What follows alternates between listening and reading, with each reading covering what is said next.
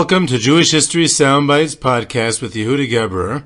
Immerse yourself in the rich tapestry of Jewish history as we explore fascinating tales and uncover hidden gems from our glorious past.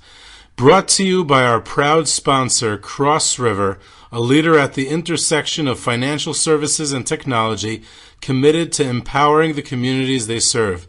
Cross River's steadfast support fuels our mission to preserve our heritage and foster a vibrant future for all. Contact Cross River through their website at crossriver.com.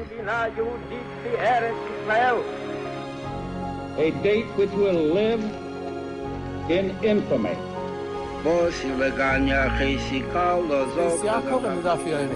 Both of those projects, initiatives, got off the ground because of the Ger Rebbe. For the 11 Olympic team members slain in West Germany, the Olympic Games... Zugerecht waren Brüder in Amerika. Schon 1000 Shabbos at this guitar. Out of the 24 who were killed were Americans who had come to learn in Hebron. I say 1 million Jewish children who were made to be cut loose.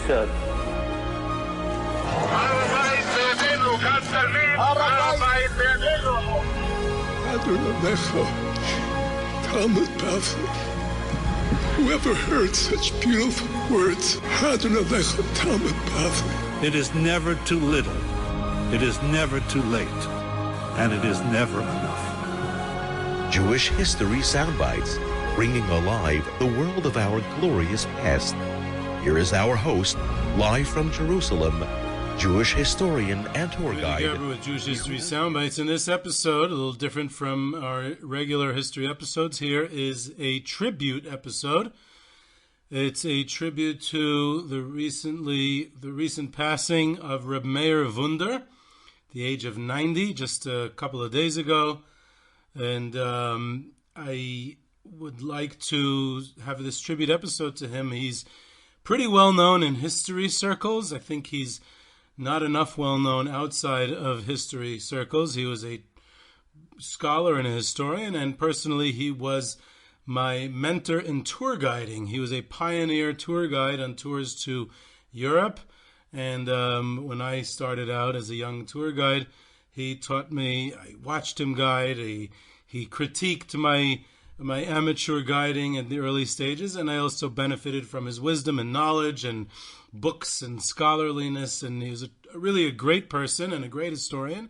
So this is not just a personal debt of gratitude, but I also think that his life story is fascinating. His accomplishments are mind-boggling, and of course I'll have some personal stories as well. So his books and essays I still consult regularly, and I think a lot of people do and will, and he was a great person, human being, a great Jew, a great Torah scholar, and a lot of other things. His parents were simple Galician immigrants from Yaroslav. They immigrated to what was then Palestine, Eretz Yisrael, pre-war. In the interwar period, they settled in Nesher, which is a small city near Haifa of cement fame, the Nesher Cement Company. Very secular, socialist area at the time. This is the 1930s, obviously. He was 90, and so he was born in 1934. 90 at his passing, so he was born in 1934. He was named for Rav Meir Shapiro. So Rav Meir Wunder is named for Rav Meir Shapiro. Remember, he was born in 1934. That's only a year after Rav Meir Shapiro's passing. The connection was that his father, Rav Meir Wunder's father, had organized the first Daf Yomi Shir in Yaroslav. And so they had this connection to the Daf Yomi and Rav Meir Shapiro. By the way, as a result, on the trips that he did to Europe, so Lublin was one of his highlights, and he loved talking about it, and he always had a lot to say about that. On my walking tours of Bnei Brak history, which I occasionally do, but not often enough. When people go to Bnei Brak, they think more about the current and contemporary, and I do the history of Bnei Brak or the Kivrei Tzadikim in Bnei Brak. So I have done it occasionally with groups, and hope to do it more. It's also brutally hot in Bnei Brak in the summer, so maybe that's an impediment to more groups wanting to do it. But in any event, when I do those tours, So we walked down the hill from Ponovezh Yeshiva into the Zichron Meir neighborhood, which is named for Rav Meir Shapiro. I point out the yeshiva building of Yeshivas Chachmei Lublin B'nai Brak, which is a not very famous yeshiva at all, but it was built by Talmidim of Rav Meir Shapiro, including Zichron Meir's longtime rabbi, Rav Shmuel Vosner. And it's actually, the building is, although it's much smaller, but it's somewhat modeled, at least the facade of the building is somewhat modeled on Yeshivas Chachmei Lublin in Lublin, the pillars and the balcony and stuff like that. So my understanding is that Rav Meir Wunder, in his lifelong curiosity to try out and check out every facet of the wealth of that Jewish traditional life had to offer, he took a break from Ponovezh Yeshiva at one point, and for a short time studied down the block on Rehov Vilkomir in Bnei Brak, in the Yeshivas Chachmei Lublin of Bnei Brak. So his namesake's neighborhood and his namesake's yeshiva. So he was there for a short time. In any event, going back to his youth in Nesher, in near Haifa, when he was about 12, he was, I guess, discovered is a good word, by a student of the Chazon Ish, whose name escapes me at the current moment. But being that it seemed that this child seemed to have some future potential in yeshiva, so he was encouraged to go study in Kfar Saba, in a yeshiva called Chavetz Chaim. So the Chavetz Chaim yeshiva of Kfar Saba, and his rebbe in this yeshiva was a young, new immigrant named Reb Aaron Leib Steinman. So his first rebbe was Reb Aaron Leib Steinman, a younger Reb Aaron Leib Steinman, interestingly enough, who wrote his bar mitzvah speech, because his bar mitzvah took place while he was in this yeshiva in Chavetz Chaim in Kfar Saba. A couple of years later, he transferred to the Ponovezh Yeshiva in Bnei Brak. This was 1949, and he was about 15 years old. Ponovezh was only a few years old at this time, so he was actually one of the earliest students there. And he became very close with the Ponovezh Rav. In fact, he used to speak about him often. In fact, by the Shiva, where I just went the other day to be Menachem Avel, his children, so they said that he had 4 pictures on the wall that he said were the 4 personalities that had the greatest impact on him in his life. And the 4 pictures on his wall were the Chazon Ish, the Ponovezh Rav, the Kloisenberger Rebbe, and I'm forgetting the 4th one. I have it written down in my notes somewhere.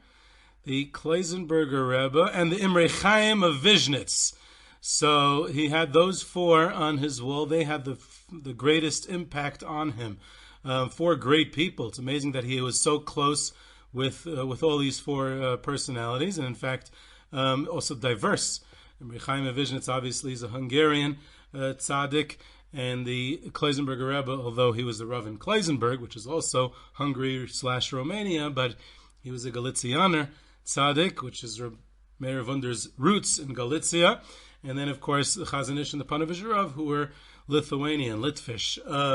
So he, during this time, he got to know many of the great figures of the Torah world and Hasidic world who had either survived the war or moved to Israel prior to the war. And he spoke to many of them and heard about their lives and their teachers. So in addition to his vast reading and research later on in life that made him such a great historian, but what I also saw when I spoke to him was that he had a ton of first-hand information from his own life experiences. It wasn't only his research capabilities, which he was a top-notch researcher, but his own life. He utilized the opportunities he had growing up in post-war Israel, and he spoke to so many personalities about pre-war life and their teachers and their traditions, and he had this wealth of information and knowledge from his own curiosity before he even consulted books and archives and libraries. It's amazing. At this time, he also developed a relationship with the Chazon Ish, with whom he was very close as well. Following his marriage, he studied in Kollel Ponovezh, who was also one of the earliest member of this pioneering, prestigious kollel, and then he served in several different chinuch positions in Ramat HaSharon, Ramat Gan, Tel Aviv.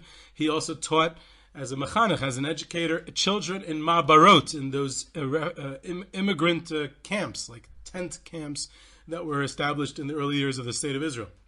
So he was involved in education at that time. He was a phenomenal Talmid Chacham, an avid reader. He read everything and remembered everything.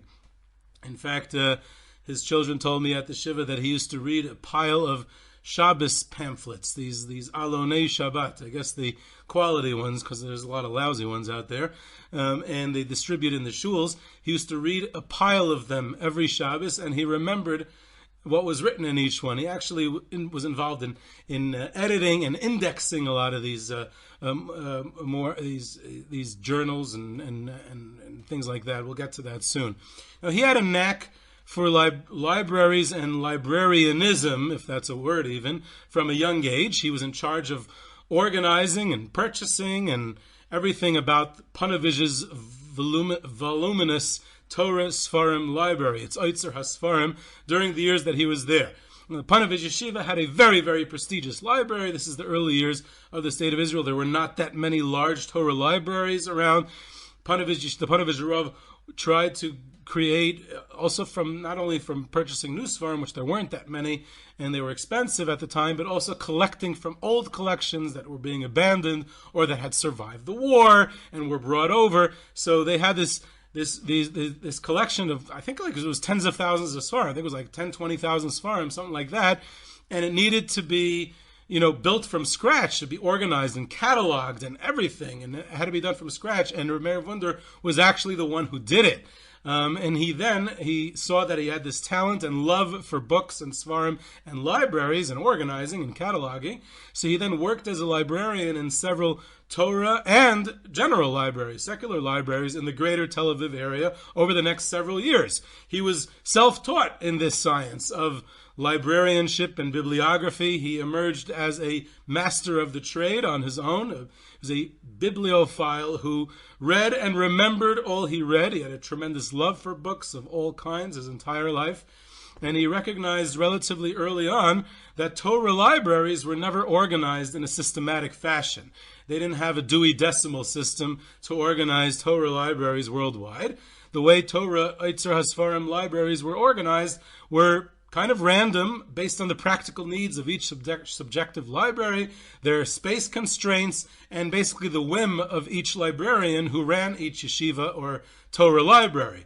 The cataloging system was disorganized, it was very random, and it was very different at each Torah library. He therefore saw the need to invent an entire cataloging system for Torah libraries based on the Dewey Decimal System to use which was already in use in libraries around the world since the 19th century. And he adapted it to Torah libraries in the early 1960s, and it was adopted by many yeshivas and shuls around Israel. I think it was primarily in Israel, but possibly even in other countries.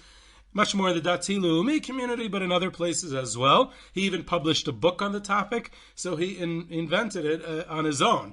Now, due to changing life circumstances, he moved to Yerushalayim in 1971, and Rav Meir Wunder settled in 13 Ponovezh in the Mattersdorf neighborhood, where he'd remain for the rest of his life. And at this point, he was a well-known and respected librarian, and he landed a job as a librarian at the National Library in Yerushalayim. And he was the head librarian of the Otek Chovah department. Otek Chovah is a copy of every single book printed in Israel is submitted by law to the National Library. So every single book. And he dealt with every single book. And he told me that gave him access, first of all, sitting in the National Library.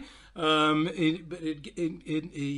had access to every book in the world, but also what books came through his hands. And he said, obviously, there's a lot of garbage because it was every single book that was printed in Israel, but he was able to see the ones that he liked. He knew every single thing that came out at the time.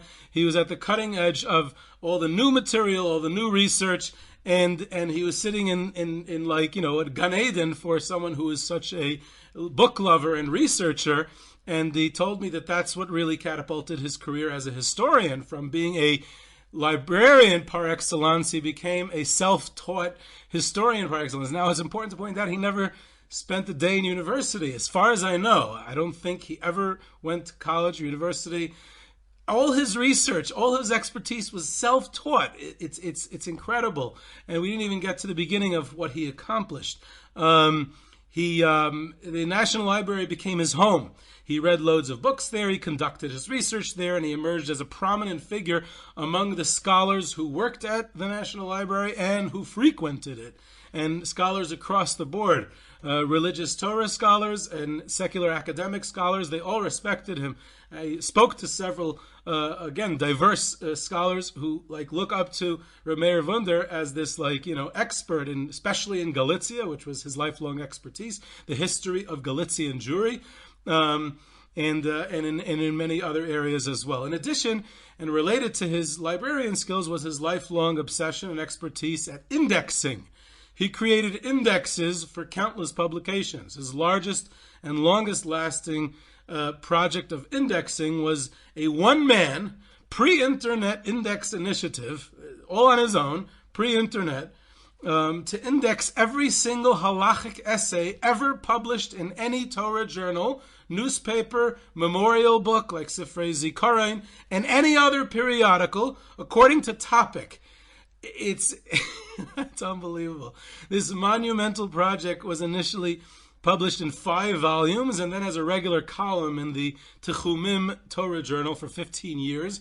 It was then added to the Bar Ilan Shut Project Hashut, its online database, and it's now a permanent part of it. It keeps on getting updated with every version of the Bar Ilan project. He published indexes of halachic topics, summaries of essays. It boggles the mind how much he had to read and organize in order to manually assemble and systematically organize all of this material.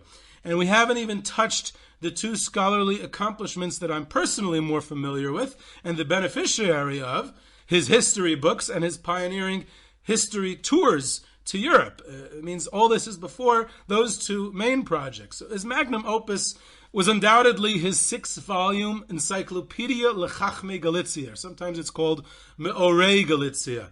So either the wise ones of Galicia or the lights of Galicia. They are both. They are wise and lights. And he did it all on his own.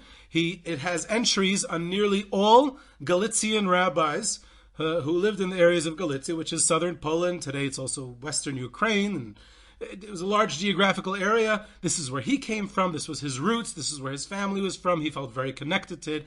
He made himself a complete expert on the topic of Galician Jewish history and its personalities. And he loved it. He was devoted to it throughout his life. And he had this encyclopedia was basically encyclopedic entries on everyone. From 1772 until the Holocaust, Galicia was obviously a part of the Austro-Hungarian Empire from 1772 until after World War I. He continued it until the Holocaust when Galicia was in the Second Polish Republic, in independent Poland. So it's a biographical, genealogical, and bibliographical work, which has no parallel to the best of my knowledge. It has biographies of each person, it has the Sfarim that were published by each person, and it traces their family history.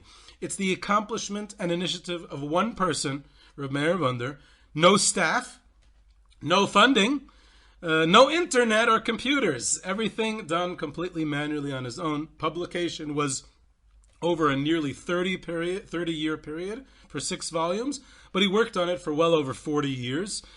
Each volume includes maps and diagrams, illustrations, pictures, documents, charts, and extensive and very detailed indexes on all the topics, people, and geographical locations covered in that volume. It's an absolutely phenomenal work. It's scholarly, it's truthful, it's well-researched, it's organized, it's religious, it's educational. In fact, many Rebbes consult it and have consulted it and still do prior to making a Rebbe Shidduch to see who the prospective Shidduch comes from. As an extension of that, many Hasidic courts would ask him to contribute to either editing or helping to write histories of their Rebbes, or in general, the famous book about the biography of the Tzanzer Rebbe, Harabi HaKodesh Mitzanz, was ghost written by Rav Meir Wunder. He did not get any credit for it, nor did he want. He was basically the ghost writer. The Belzer Rebbe had asked Rav Meir Wunder to write a history of Belz. Unfortunately, that project didn't work out for various technical reasons. But he was the expert on Galician rabbinic history. My favorite side story about the encyclopedia was not related to me by him, but rather was published, I read in a book by Professor David Asaf. Rav Meir Wunder acknowledged personally to Asaf that he tried as much as possible, while not veering from the truth, to stay away from negative portrayals, to stay away from disputes and controversy, because Rav Meir Wunder was a very, very religious man, a very Torah scholar, and he felt that he's a scholar that's writing history, but again, why there's no need to bring out anything negative or disputes, too much of that. So he felt that it had educational value. He also knew his customers. He felt it would be uneducational to cast great tzaddikim in any possible negative light, and it would also cause him trouble when with sales or funding future sponsorships and something like that.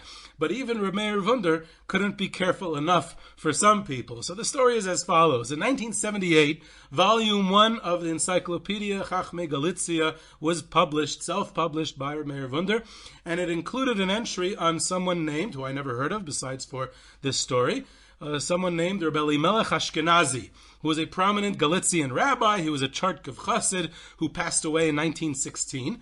And Rav Meir Wunder wrote that in 1913, this Reb Elimelech Ashkenazi participated in the founding conference of the Mizrachi, which was the religious Zionist political party, and the founding conference in Galicia.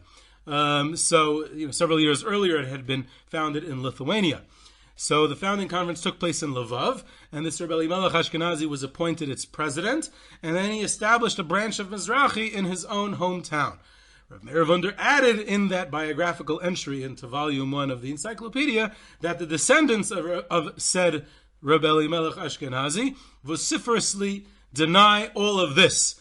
Their ancestor is not to be tainted with the stain of Zionism, religious Zionism, and the whole thing is not true. So he added that according to the descendants of this Reb Elimelech Ashkenazi, it's not true.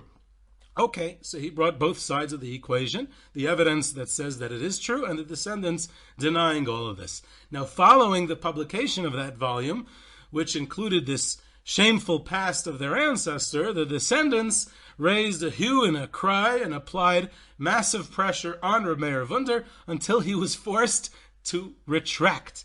He was forced to prepare papers with a new entry on this rabbi without the incriminating story linking him to Mizrachi, which was censored and duly excised out.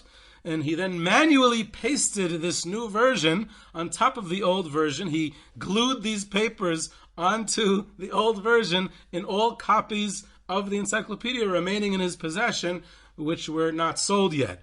So needless to say, this was not based on any new evidence brought to the contrary, but rather was based on the current ideological beliefs of the descendants, who were uncomfortable with the reality of their illustrious ancestors' behavior in this regard. So what's interesting, the postscript to this in the introduction to Volume 5 of the Encyclopedia, Rav Meir Wunder expressed his frustration with this kind of behavior.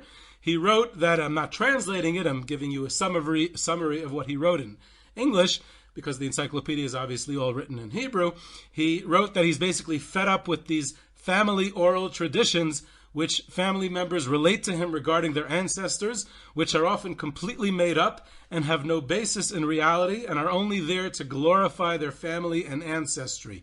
He notes in that introduction, with a nod towards this previous fiasco, that sometimes family members refuse to accept what has been printed in his book and demand that he conduct new research on their ancestors to rectify what he has already written. And sometimes these family members volunteer to assist in his new research efforts and promise to bring him all kinds of sources substantiating their fantastic claims, generally for naught, as it usually amounts to nothing.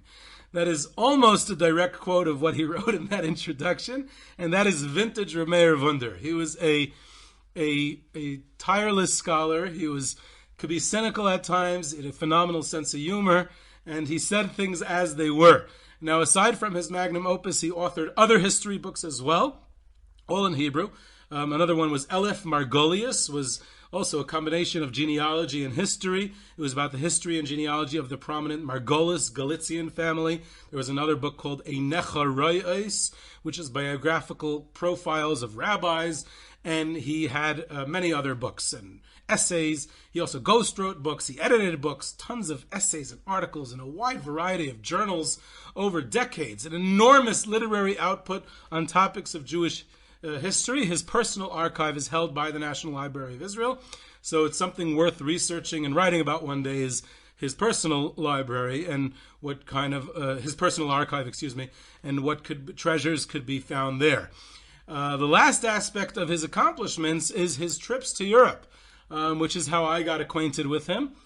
He was a pioneer in this regard. When he retired from his trips to Europe because it was too hard for him, he was getting older. He was in his 80s when he stopped doing trips to Europe. It was less than 10 years ago.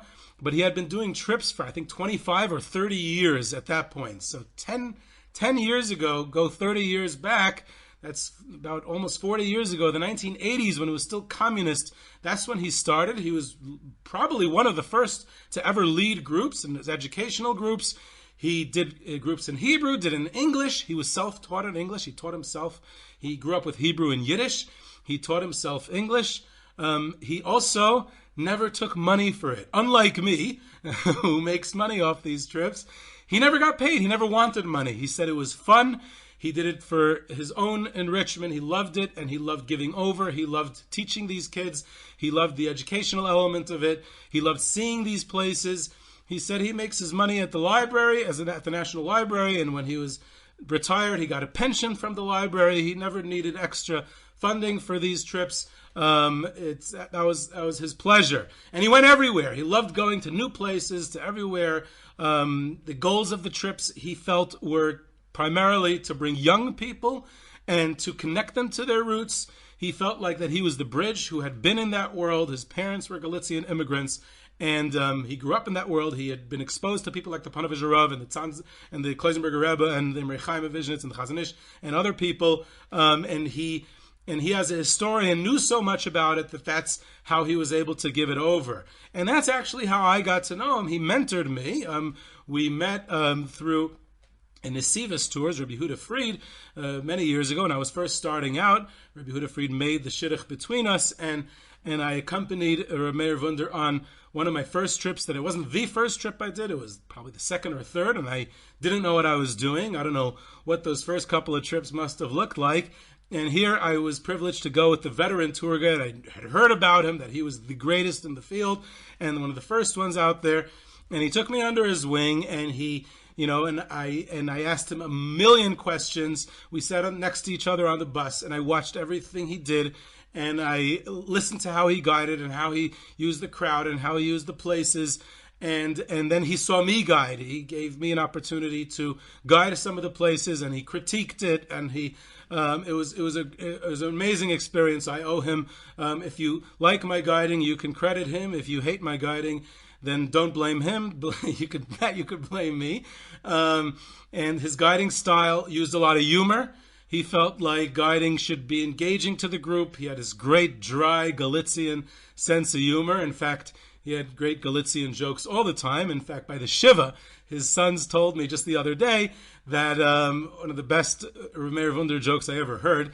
His sons told me that he used to say this all the time. I never heard him say it, but he said this all the time, that he has regrets that instead of writing a 6-volume book on Chachmei Galicia, he should have written a 6-volume book on Chachmei Hungaria, on Hungarian great rabbinic leaders. Why? So Rav Meir Wunder said, very simple, because if he would have written a 6-volume book's encyclopedia on Chachmei Hungaria, then every Hungarian would have bought an entire 6-volume set, have a leather bound, order a special marked up price leather bound set with like gold edges and their family name and stamps emblazoned on each cover of the book, and everyone would be buying it for their families, for their sons-in-laws, for everything, and he would make a lot of money. Instead, he writes on a 6-volume on Chachmei Galicia. No one buys anything.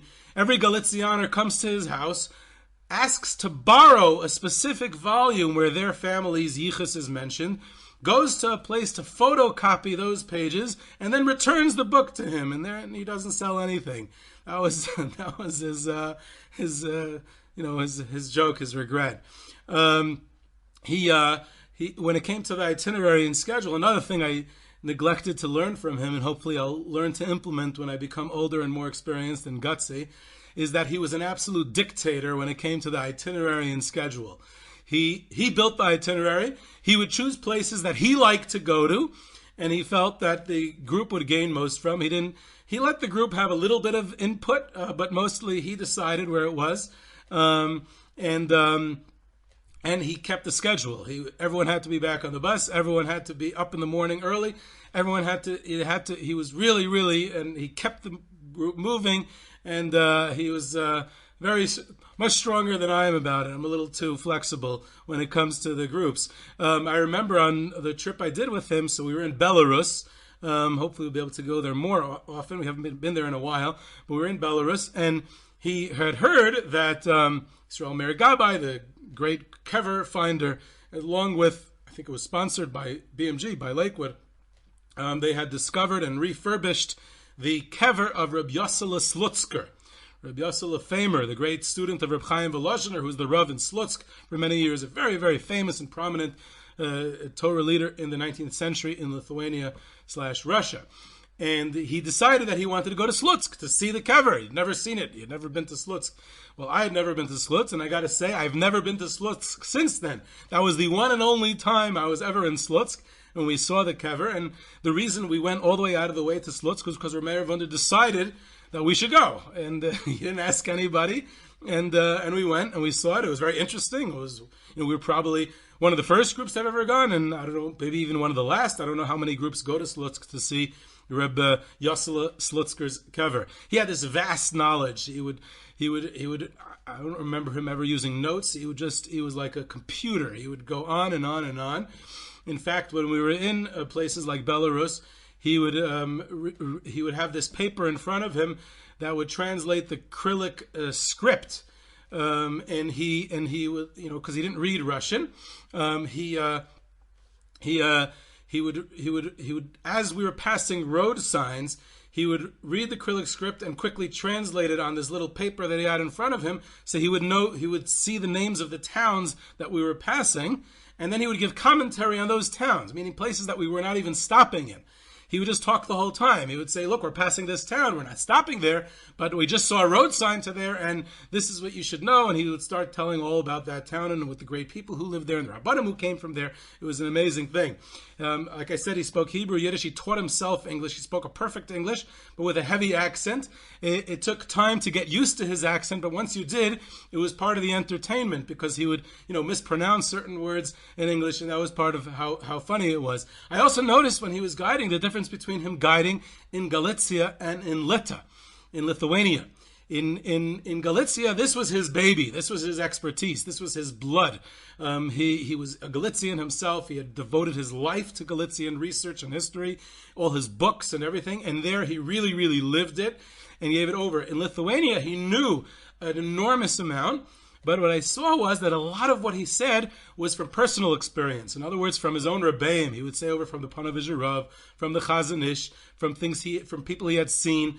He would speak about people he had met who had studied in yeshivas in Lithuania that he knew when he was growing up. And it was amazing. In a way, it was more personal because it was not the primary focus of his academic research. It ended up being more personal, so I found that interesting. I also liked it the way he corrected me once when I was wrong. During that guiding, when he was mentoring me, I said a story about Reb Shlomo Yosef Zevin, and I incorrectly said that Rav Zevin had studied in Slobodka. In fact, the truth is that Rav Zevin studied in the Mir Yeshiva, and I got it wrong. I was trying to remember it, and I misquoted it. I said Rav Zevin learned in Slobodka instead of Mir. So he didn't say anything while I was talking. Afterwards, when I finished, he said he didn't learn in Slobodka. He learned in Mir.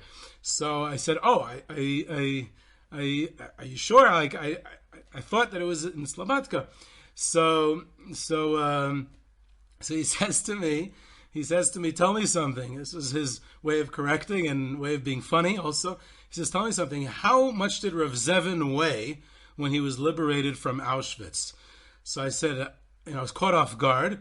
So I said, I have no idea how much he weighed. How am I supposed to know that? So he goes, there you go. Rav Zevin was never in Auschwitz. He moved to Eretz Yisrael before the war. He immigrated. He was never in the Holocaust. He wasn't in Europe. He lived in Israel. So he was never in Auschwitz. So the same way he didn't weigh you don't know what he weighed when he was liberated from Auschwitz because he was never there. So the same thing, he was never in Slobodka. Look it up. He was never in Slobodka. So I looked it up, and of course he was right. And he was in Mir, but I loved the way he corrected it. Another thing that it was a central part of his guiding was he called it, I guess in Hebrew that's the way you say it. He busted all these myths. He called them mitos. He always talked about the mitos. It's just a mythos. This is just a mythos. Everything was not true. This is not true. This you heard is not true.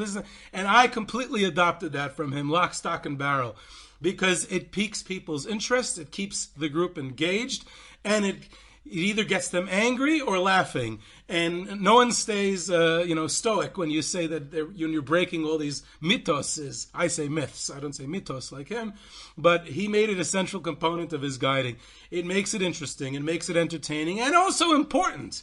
There's an importance to it because we grow up with a lot of these myths and legends, and if they're not true, then they're not really part of our history. Maybe they're folklore, maybe they have an importance as communal traditions and folklore, but it's important to know the facts as well. So it was everything. It was not just a guiding method, but it had a historic importance as well, and he would do that constantly. I remember a couple of them. One of them was, he said this famous story of the Chavetz Chaim meeting the Polish Prime Minister Kazimierz Bartal, and the Chavetz Chaim was lobbying for religious education, and he spoke in Yiddish. And then the Agudas Yisrael representative in the Polish Parliament, Usher Mendelssohn, he wanted to translate what the Chavetz Chaim had said in Yiddish. And the Polish Prime Minister Bartal said, you don't have to translate it because he speaks from the heart, and I understood it. So I always had my own suspicions about the story, why it's not true. Because I figured that Bartal was just being a politician. He wasn't planning on listening to Chavetz Chaim, which he didn't, and he probably understood the basics because any educated person in Europe knew German in those days, even if they were Polish, but they knew basic German. That was the language of the elite, of the educated. So he probably understood a few words that the Chavetz Chaim had said. He probably got the basic idea. It wasn't that hard to figure out. And since he wasn't planning on listening to him anyway, so he thought he'd be a smooth politician and say, I understood everything, and it's Dvarim Hayotzim and Alev, and you know what. So that was my suspicions about the story. But Rav Meir Wunder, he went up to me on this one. He told the group, he said, it's a mythos, the story. Why is it a mythos? And it's not true, because Bartal had some sort of Jewish connection in his youth. Either a relative of his was Jewish and spoke Yiddish, or he had Jewish neighbors or friends growing up, or he worked for a Jew. I didn't remember what he said. Unfortunately, I can't double check with him anymore. But there was a very strong Jewish connection of Bartal himself, and it was known that he spoke Yiddish because he had this close Jewish connection. He had grown up and he had spoken Yiddish. He knew Yiddish. He understood it. So he knew Yiddish. He knew exactly what the Chavetz Chaim said, and that's why it's not true. So that was he relished saying that. He got such a kick out of it. I seem to remember that he was involved in busting the Amuka myth also. I know there are several people who did. The Amuka myth is made up, the fact that it's a segula for a shidduch, by Rabbi Yonasan ben Uzziel's kever. I think it's pretty well known that it's made up. I don't think that should surprise anyone. So I think there are several people who were involved in busting that myth, but I'm pretty sure, as far as I remember, Rav Meir Wunder told me that he was one of them, but I could be mistaken. After that trip that he mentored me, I didn't stop there. I corresponded with him. I got a lot of guidance from him. He was always so warm. I prepared for a trip once that we were doing some completely new things off the beaten track. We were going to Shebershin, where one of the great Galician Rabbanim, Reb Simcha Rappaport, was buried, and I had no experience of going to places like that, and I had this whole flurry of correspondence with him, emails. He always answered emails right away. He shared sources. He sent me photocopies of stuff from his books, and unbelievable. He gave me he just was so sharing, and what was amazing was the way he treated me. I was this young amateur, a little guy in his 20s, upstart, and he's this in his 80s, a senior scholar, had such accomplishments in his field, such a senior tour guide, and he treated me like as if you're in the business, you're a young budding historian, you're a tour guide. Yeah, I'm here to help you, and it was so simple, no shtick, so modest and so good to me, and he said, you're good. I could retire now. You're such a good tour guide. And I'm not trying to toot my own horn. I'm trying to say how nice he was.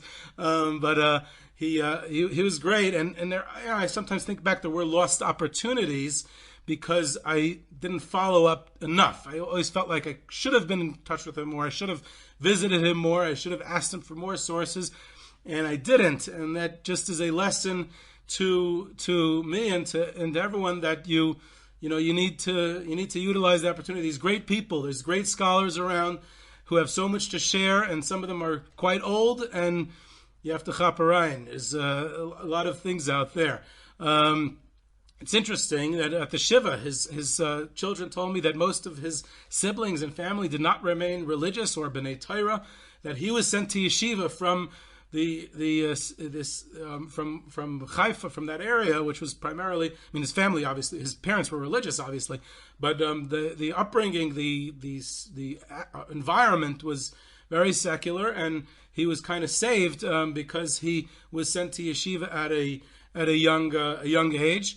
They pointed out also about his how he would research Hasidic stories. He had very strong Hasidic connections.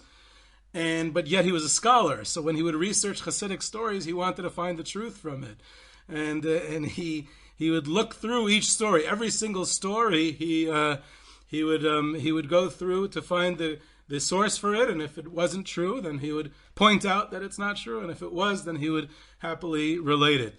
There's plenty to say about Rav Meir Wunder. He's gone. His memory be a blessing, but his legacy remains. His books remain. His research remains. The contributions that he has made to Jewish history and the field of tour guiding, and to me personally, will forever be remembered. And may we all be able to follow in his ways and learn good history from it. Thank you. This is Yehuda Geber, Jewish History Soundbites. You can reach me at yehuda@yehudageber.com for questions, comments, sources, tours, trips, sponsorships, and lectures. You can subscribe to Jewish History Soundbites on your favorite podcast platform, and I hope you enjoyed.